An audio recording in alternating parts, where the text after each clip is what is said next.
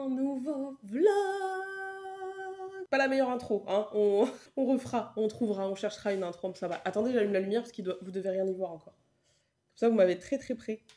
Lundi 29, ça y est, c'est la fin du mois.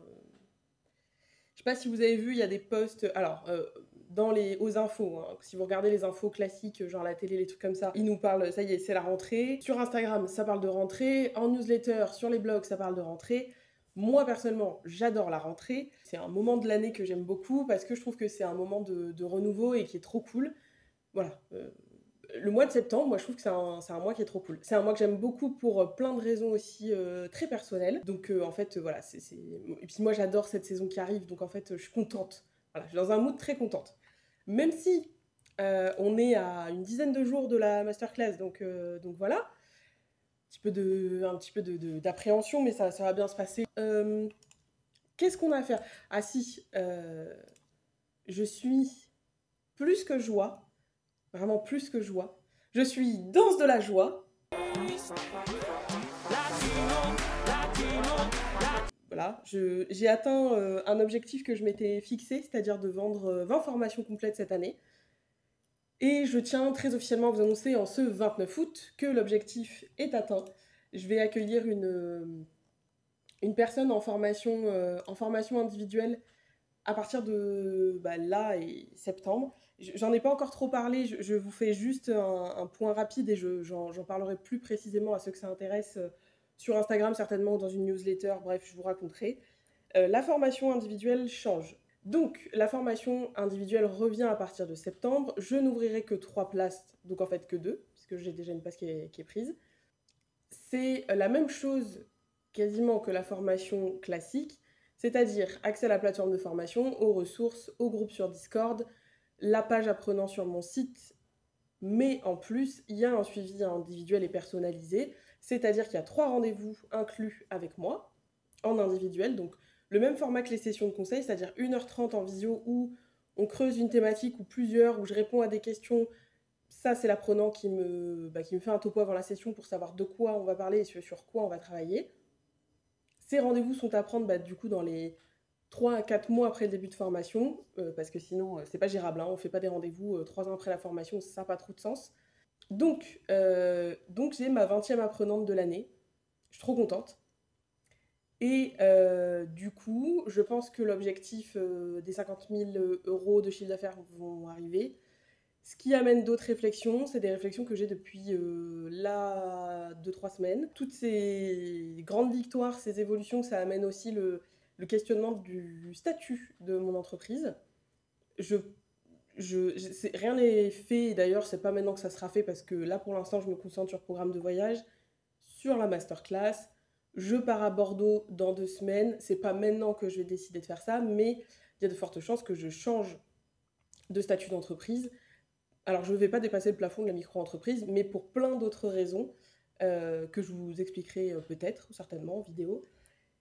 Je me questionne sur le format de mon entreprise parce que quand on est entrepreneur, on pense aussi à l'avenir, que la micro, c'est très bien. Moi, je trouve que c'est un statut qui est très bien et pour plein de raisons, hein. Moi, j'ai très peu de charges et quand on a très peu de charges, la micro-entreprise, c'est quand même vachement bien. Sauf que pour l'avenir, pour l'optimisation aussi des revenus, parce que moi je suis pas toute seule hein, dans mon foyer, c'est des questions qui se posent en fait. C'est très ambivalent comme sentiment.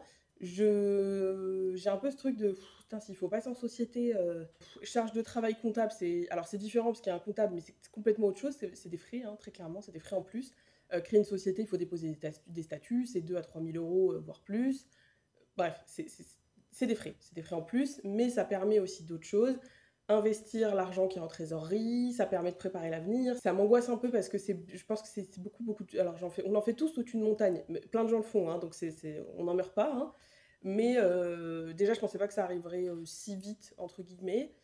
Il y a aussi ce truc où j'ai l'impression, peut-être que je me trompe, c'est mon propre sentiment, d'avoir vu plein de gens passer en société et un peu comme si c'était pas le Graal, mais le truc de ouais, je passe en société, ça veut dire que ça marche. En fait, c'est non, enfin non. Oui, hein, si, quand même, ça veut dire que ça marche. Un peu ce truc de ouais, je quitte la micro, genre en mode j'ai grandi, j'ai level up, voilà, je change change de game. Moi, personnellement, c'est pas écrit sur votre front que vous êtes en SASU, en SARL ou peu importe, ou en micro-entreprise, donc tout le monde s'en fout. Il y a un peu ce truc-là, genre, ouais, si tu passes en société, c'est genre, tu sais, t'es ailleurs, t'es au-dessus. Voilà. C'est mon propre ressenti, peut-être que ça ne vous fait pas cet effet-là. En vrai, on passe pas forcément en société parce qu'on gagne énormément d'argent. C'est pas forcément ça le déclencheur. Ça peut être beaucoup de charges, ça peut être une meilleure optimisation fiscale, ça peut être vouloir préparer l'avenir parce qu'en micro-entreprise, bah, c'est bien, mais c'est un peu la base de préparer l'avenir. Donc voilà, je sais pas, je réfléchis parce que clairement je veux trouver la bonne personne qui va aussi m'accompagner là-dessus parce que je peux pas faire ça toute seule. Déjà, j'ai pas les compétences, j'ai pas la connaissance et je veux avoir quelqu'un qui me conseille. Et je pense que c'est hyper important c'est hyper important de se préoccuper de ses finances, de ce qu'on veut en faire, de ce qu'on va en faire dans l'avenir. Voilà, la vie peut changer très vite, on en a tous conscience, la vie peut basculer aussi très vite. Moi, j'ai pas envie un jour me réveiller et me dire putain, j'ai pas préparé l'avenir. Ça fait très alarmiste et ça fait très grand-mère de 70 ans de parler comme ça. Quand on est entrepreneur, je pense que c'est aussi des réflexions à avoir de bah ok, alors moi j'ai pas trop le truc de où est-ce que je serai dans 5 ans. J'ai pas une vision genre dans 5 ans, je veux avoir un centre de formation, des formateurs, j'en sais rien. Je ne sais pas où je serai dans 5 ans. Voilà, je sais pas. J'espère que je kifferai tout. La seule chose que je veux garder dans mon quotidien, c'est d'y être bien et d'aimer toujours ce que je fais et de faire les choses comme j'en ai envie. Qu'est-ce que je ferai? Je sais pas, peut-être de la formation, peut-être plus, peut-être que je la ferai différemment, je sais pas. Donc j'ai pas ce truc, ma vision à 5 ans, à 10 ans, non, et très honnêtement, j'ai pas l'impression que ça fait de moi une mauvaise entrepreneur ou une personne qui sait pas mener des projets. Rassurez-vous, si vous n'avez pas une vision à 10 ans de ce que vous allez faire, c'est ok, pas de souci. Je parle beaucoup et je fais aussi des têtes totalement improbables. Je parle beaucoup. Bref, c'est un peu l'euphorie de la rentrée. Les objectifs s'atteignent au fur et à mesure, donc c'est cool, c'est très cool, c'est de très bons indicateurs. Chez moi, ça crée l'effet inverse de attention, il faut préserver ça parce que si ça s'arrête, je vais faire une PLS. Mais ça, je vous l'apprends pas, je vous l'ai déjà dit. Moi, je suis comme ça. Voilà, moi, je chéris les choses que j'ai et quand on a quelque chose de bien, moi, je fais partie de la team qui se dit faites que ça dure, faites que ça parte pas parce que c'est trop cool. J'aime quand ça se passe bien, j'ai peur de perdre les choses. Mais je crois que c'est un peu ça les humains. Voilà, je sais pas. 2022, c'est une année, je l'ai dit, c'est une année qui est pas forcément évidente sur plein de points, parce qu'il a fallu faire des choix, hein, je vous en ai parlé. Mais c'est une année aussi où il se passe des trucs trop cool. Vraiment, et j'ai l'impression que, alors, il y a un peu je sais pas si vous l'avez ressenti, il y a un mood un peu bizarre aussi. J'ai l'impression que les gens qui sont installés dans le business depuis longtemps se cherchent un peu, enfin, on sent qu'il y a une évolution, il y a une évolution au niveau de la formation, parce qu'il y a eu un boom sur la formation. Un boom, qui dit ça? Euh, J'ai vraiment des expressions de personnes, de boomers, quoi. Je vis dans le corps de quelqu'un d'autre, moi. En fait, j'ai 95 ans. Donc je disais, j'ai l'impression, enfin j'ai la sensation, c'est un fait que il y a eu beaucoup, beaucoup de formations, beaucoup de gens qui ont... Alors ça aussi, c'est un truc, moi, ça me... Je vais le mettre là, hein, puis comme ça sera dit.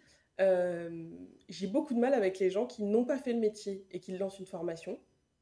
Je trouve ça très compliqué de faire confiance à quelqu'un qui ne connaît pas le métier terrain et qui veut former des gens à ça.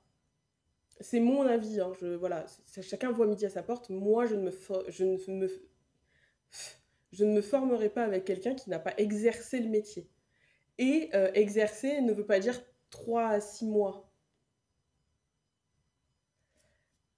Même si chacun fait ce qu'il veut, crée de la formation comme il veut, enfin bref. Moi, je me serais pas vue, par exemple, créer une formation en communication. Parce que j'ai fait 3 posts Instagram. Bah voilà. Moi, j'ai fait du tourisme toute ma vie. J'ai un diplôme là-dedans. J'ai de la connaissance terrain sur plusieurs métiers.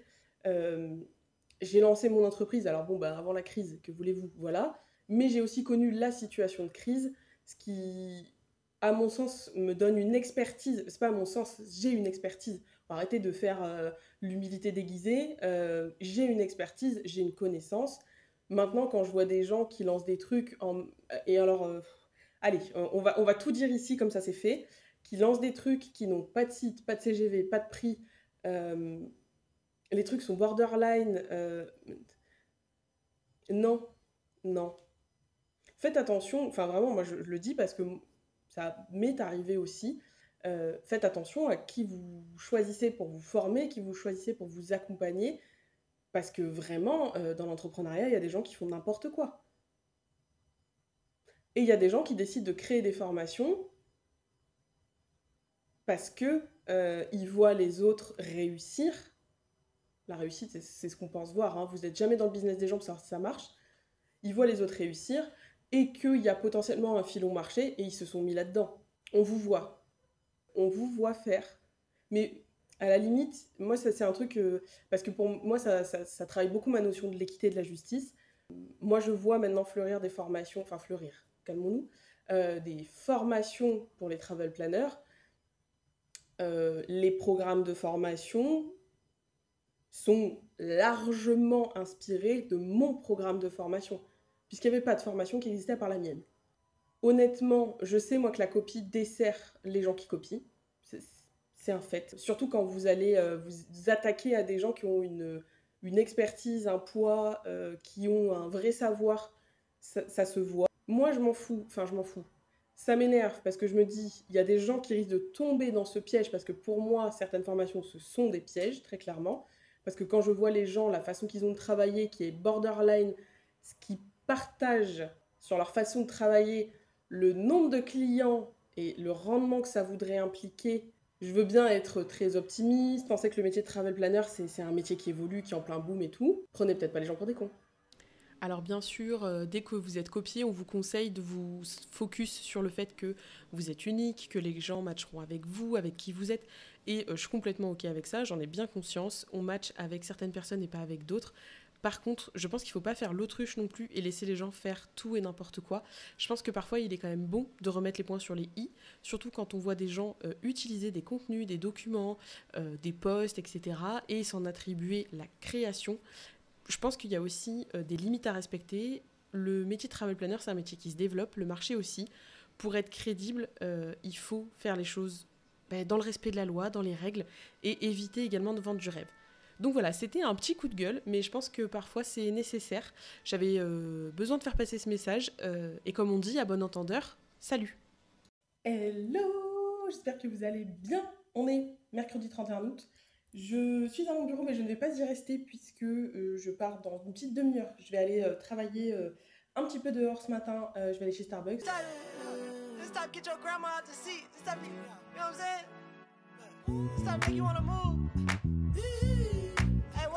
Je n'ai rien mis dans ma to-do exprès puisque je savais que j'allais chez le coiffeur. Et comme je suis dans les temps, j'ai pas... il faut juste que je prépare le live que je fais demain. Demain, je donne un live dans le groupe sur Discord à mes apprenants. On va parler de programmer le reste de l'année. Alors, j'ai vu, il y a déjà plein de posts de rentrée et tout.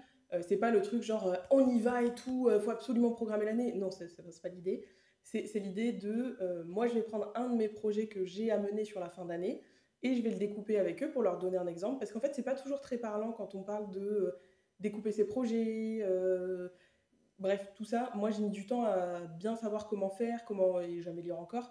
Donc, je vais faire ça avec eux. Donc, il faut que je prépare le live, j'ai une petite slide à préparer, tout ça.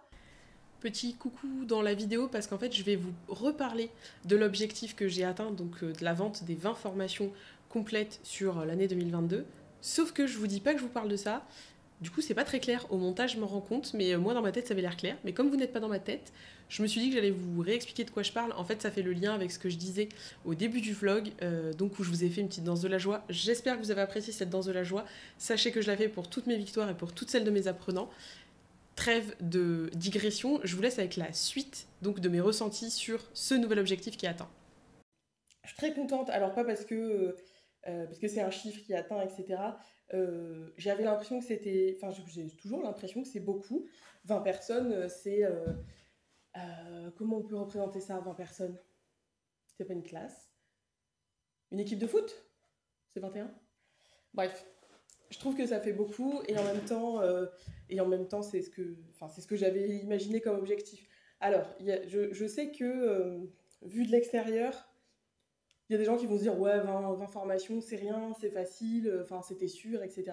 En vrai, on n'est jamais sûr les objectifs de les atteindre, vraiment. Moi j'ai fixé, pourquoi j'ai fixé ça à 20? Parce que l'année dernière j'en ai vendu 16 en complète. Donc je me suis dit, bah, en gros, un quart de plus, quoi. C'est raisonnable et c'est mesuré comme objectif. J'étais pas là en train de me dire, ouais, je vais en faire 3 fois plus l'année prochaine, ou le double. Non, bah non. Enfin, voilà, bref. Hein, bon, voilà. Donc, je trouve que 20, c'est très cool. Je suis très contente d'avoir atteint cet objectif, mais du coup, ce qui veut dire que maintenant, c'est que du plus, entre guillemets, hein, c'est pas quelque chose qui a été imaginé euh, comme objectif. Enfin, je me suis arrêtée à 20 dans les objectifs, donc je n'ai pas mis de barre plus haute. Je me dis, 25, c'est cool, parce que moi, j'aime les chiffres ronds, je suis un peu toquée. Enfin, les chiffres paliers, oui. 25, c'est cool. Le maxi best-of, le maxi kiff, c'est 27. Voilà. Pourquoi 27? Ben parce que c'est mon âge. Pas du tout. 27 parce qu'en fait, 27 formations complètes vendues, ça représente mon chiffre d'affaires objectif, donc les 50 000 euros cette année. Donc, je me dis, si c'est le cas, si ça se fait, et ben, c'est l'objectif max de l'année. Je vous ferai une vidéo à la fin de l'année, on en reparlera. Voilà, pour vous donner un petit peu qu'est-ce qui a été fait, pas fait, qu'est-ce qui a marché, pas marché. Mais voilà, je suis hyper contente, j'allais dire reconnaissante. J'aime pas trop des fois utiliser le mot reconnaissante parce qu'on dirait qu'on est empreint de gratitude pour un truc, mais comme si on l'avait pas fait. Sauf que c'est pas tombé tout seul, quoi. C'est-à-dire que si j'avais pas fait ce que je fais, c'est-à-dire proposer des appels découvertes, créer du contenu, déléguer mes articles de blog, avoir une assistante, mettre des choses en place, remettre à jour la formation, créer un nouveau programme, si j'avais pas travaillé sur tout ça, bah en fait, ce serait pas arrivé, quoi. Même si, paradoxalement, j'ai l'impression d'avoir beaucoup de chance que mon entreprise fonctionne. Voilà, allez, bienvenue chez les toqués de l'entrepreneuriat. Je vais pouvoir cocher ma petite case sur mon tableau d'objectifs. Je vais pouvoir ajouter le prénom de la dernière arrivante. Donc, Alissa, si tu passes par là, et ben, t'es ma 20e, merci. Donc voilà, je suis très contente. Très contente aussi de la communauté que je crée avec mes apprenants. Là, cette semaine, il y en a plein qui se sont... Alors, parce que en termes de régionalité, il y a des gens un peu partout, hein, parce qu'il y en a même en Guadeloupe et en Tanzanie, donc on n'arrête pas le mouvement formation travel planner. Il y en a qui se sont rencontrés cette semaine, qui sont allés boire un coup, qui nous ont envoyé les photos, et je trouve ça trop cool, qu'il y ait vraiment un esprit d'équipe, ouais, d'entraide, de soutien, je trouve ça trop cool. J'échange beaucoup avec certains des apprenants par mail sur leurs projets, et à chaque fois, ils sont presque étonnés que je donne autant d'infos, que je réponde autant. Mais pour moi, c'est normal. Enfin, c'est ça aussi la promesse de mon entreprise, c'est que je suis là, en fait. Je le dis souvent, mais je dis pas que je suis là pour signer les formations et après je disparais. Non, non, je suis là, je suis toujours là. Je suis très contente d'aller faire une petite journée semi-off, parce que c'est pas vraiment... Enfin, c'est plus du off que du travail. Mais ouais, je suis très contente d'aller prendre soin de moi, surtout. J'ai envie. Et puis la prochaine fois que vous me verrez, j'aurai une autre tête. Hello! Comment ça va ce lundi? On est lundi 5. Bah oui, 5. On est lundi 5 septembre. Attendez, 5? Ah ouais, 5 septembre. Eh ben, nouvelle semaine. Et cette semaine, c'est pas n'importe quelle semaine. C'est la semaine de la masterclass. Et oui, enfin. Et du coup, mes voisins commencent leurs travaux cette semaine. Et genre des gros travaux, puisqu'ils vont péter des murs, etc. Donc il est possible que la masterclass ne se fasse pas dans cet endroit, hein, puisqu'en fait, ils sont derrière mon mur. Donc là, très clairement, on va éviter. Donc j'attends de voir, on attend de voir comment ça se passe. Si effectivement ils font le très gros œuvre dès cette semaine, je changerai de place parce que pour la masterclass, c'est pas trop possible. Hein. Entrepreneuriat de l'imprévu. Mon slogan, mon nouveau slogan. Hello! J'espère que vous allez bien. Le setup a changé? Et oui, le setup a changé parce que, comme je vous le disais, les travaux de mes voisins ont commencé hier. Et on n'est pas sur du petit travaux. Clairement, voilà, ils envisagent d'emménager qu'en décembre. Donc, pas des petits travaux. À base de marteau-piqueur, de perceuse, de cassage de murs, tout ça. Donc fallait changer de coin. Parce que là, vraiment, pour la masterclass, c'était pas possible. Sachant qu'en plus, mon mari va être en déplacement. Donc en fait, il fallait déménager mon bureau et tout. J'aurais pas pu le faire toute seule. Du coup, hier midi, au lieu de faire la pause déj, on a mangé et puis on a déplacé tout mon bureau, mes écrans, remis tout en place en haut. Je suis pas très fan de travailler dans la chambre. Voilà, si on est venu habiter ici, c'est aussi parce qu'il y avait un bureau chacun, donc pour être chacun dans son bureau. Mais bon, les circonstances font que nous n'avons pas le choix. Du coup, aujourd'hui, je vais tourner une vidéo pour programme de voyage qui m'a été demandé sur la carte interactive. Je vais juste faire une petite démo, je pense une petite vidéo de 5-10 minutes. Donc j'espère que je vais arriver à la tourner là. Pour l'instant, j'ai l'impression qu'il y a une accalmie de bruit. Je vais tout fermer de toute façon, mais voilà, je vais essayer de la tourner maintenant. Et j'ai fini le montage du vlog à New York. Il faut juste, je l'ai fini hier, trentaine de minutes, 35 je crois. Donc ça sortira dimanche. Donc vous verrez ça, ces vidéos-là, je sais pas quand, parce que ce vlog-là n'est pas monté. Donc vous le verrez plus tard, dans 2 semaines du coup, mi-septembre. Maintenant parce que c'est déjà mi-septembre. Attendez, je regarde. Du coup, vous verrez ça fin septembre et je pense que le vlog d'octobre, soit il y aura une vidéo en plus sur le débrief de programme de voyage, soit début octobre, vous aurez le débrief de programme de voyage. Je ne sais pas. Bien sûr, la masterclass, vous vous doutez bien que s'il n'y avait pas eu de péripéties, ça n'aurait pas été un produit que je sors. Hashtag entrepreneuriat imprévu. Je vous raconterai ça, voilà, je prends des notes, mais bien sûr, il y a eu un petit loupé hier. C'est pas comme si ça m'étonnait, c'est pas comme si ça m'arrivait jamais. Voilà, c'est comme ça. Et en soi, il n'y a pas mort d'homme, c'est pas grave. Ça n'entache en rien le fonctionnement de la masterclass et le reste. Donc on est à J-2, parce que demain j'ai une journée avec des rendez-vous et tout, des lives, voilà. Je pense qu'on se verra peut-être jeudi matin. Jour de masterclass.